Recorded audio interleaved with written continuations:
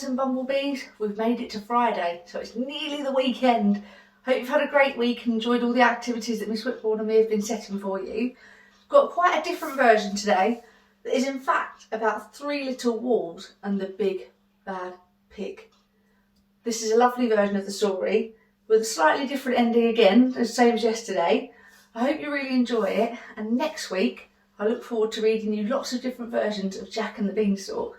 Have a lovely weekend, enjoy today's story, and see you soon. Bye.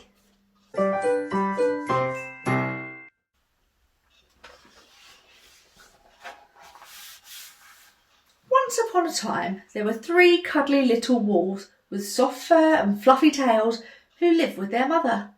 The first was black, the second was grey, and the third white. One day, the mother called the three little wolves round her and said, "My children, it is time for you to go out into the world. Go and build a house for yourselves, but beware of the big bad pig." "Don't worry, mother, we'll watch out for him," said the three little wolves, and they set off. Soon they met a kangaroo who was pushing a wheelbarrow full of red and yellow bricks. "Please will you let us have some of your bricks?" asked the three little wolves. "Certainly," said the kangaroo, and she gave them lots of red and yellow bricks. So the three little wolves built themselves a house of bricks. The very next day, the big bad pig came prowling down the road and saw the house made of bricks that the little wolves had built. The three little wolves were playing croquet in the garden. When they saw the big bad pig coming, they ran inside the house and they locked the door. The pig knocked on the door and grunted, little wolves, let me come in." No, said the three little wolves. "By the hair on our chinny chin chins, we will not let you in, not for all the tea leaves in our china teapot." "Then I'll huff, and I'll puff, and I'll blow your house down," said the pig. So he huffed, and he puffed, and he puffed, and he huffed, but the house didn't fall down. But the pig wasn't called big and bad for nothing, so he went and fetched his sledgehammer, and he knocked the house down.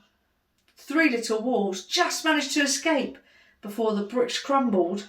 They were very frightened indeed.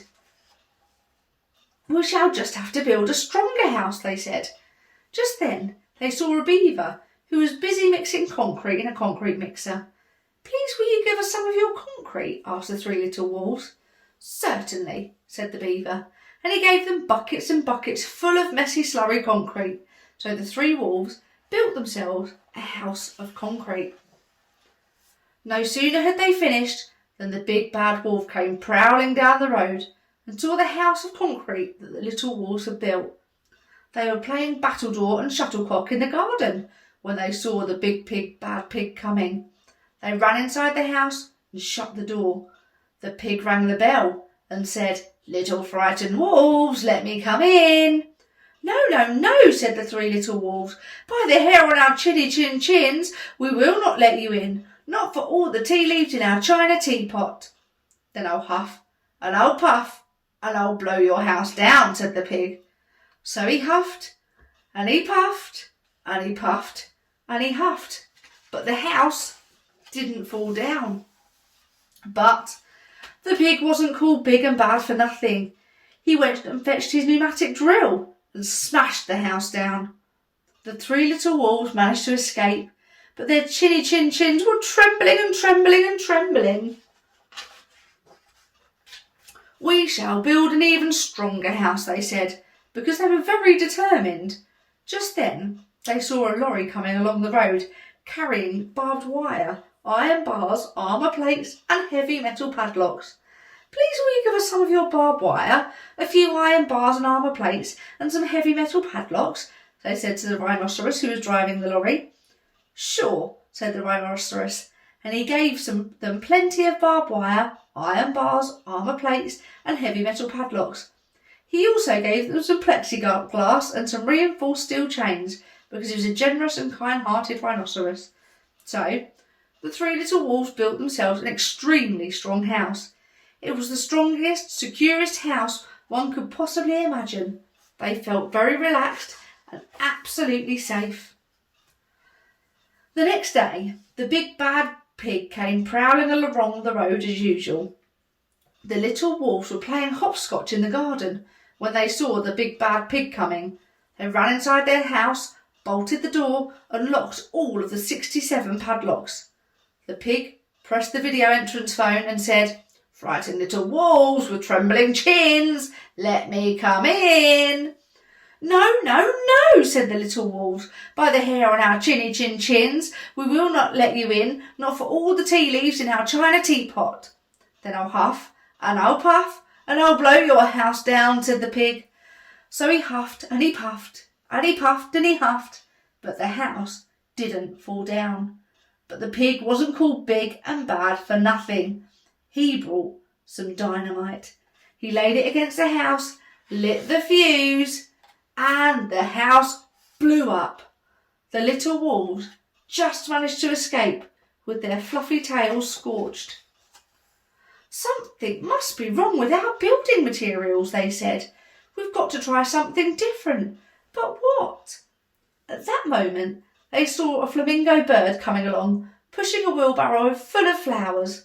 "Please, will you give us some flowers?" asked the little wolves. "With pleasure," said the flamingo bird, and gave them lots of flowers. So the 3 little wolves built themselves a house made of flowers. One wall was of marigolds, one wall was of daffodils, one wall of pink roses, and one wall of cherry blossom. The ceiling was made of sunflowers, and the floor a carpet of daisies. They had water lilies in their bathtub and buttercups in their fridge. It was a rather fragile house, and it swayed in the wind, but it was beautiful. Next day, the big bad pig came prowling down the road and saw the house of flowers that the little wolves had built.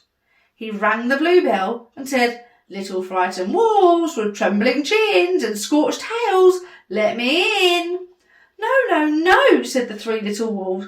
"By the hair on our chinny chin chins, we will not let you in, not for all the tea leaves in our china teapot." "Then I'll huff, and I'll puff, and I'll blow your house down," said the pig. But as he took a deep breath, ready to huff and puff, he smelled the soft scent of the flowers. It was fantastic. And because the scent took his breath away, the pig took another breath and another. And instead of huffing and puffing, he began to sniff. He sniffed deeper and deeper until he was quite filled with the fragrant scent. His heart became tender and he realised how horrible he had been in the past. In other words, he became a big, good pig, and he started to sing and to dance to the tarantella.